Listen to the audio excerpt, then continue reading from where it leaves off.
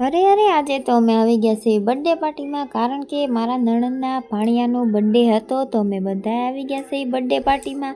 કારણ કે બર્થડે રાખ્યો હોય તો કાંઈક ફંક્શન જેવું તો લાગવું પડે ને, તો અમે બધા આવી ગયા છીએ બર્થડે પાર્ટીમાં. અને જો આવીને તરત જ તેઓ આપણે શરૂ કરી દીધું. અને પછી આ જો બર્થડે બોય તૈયાર થઈ ગયા છે. તો સારું, હાલો કન્ટિન્યુ બન્યા રહેજો. અને બધા આવશે ફોટોશૂટ કરવા, કેક ને એવું ખવડાવશે, જોઈ લેજો. અને આ બે ક્યારના ફટાકડા ફોડે છે પણ ફૂટતા નથી, પણ હાથેથી ફટાકડા ઓલા કરીને હાથેથી ઉડાડ્યા. જોતો ખરા આવું કાંઈ હોય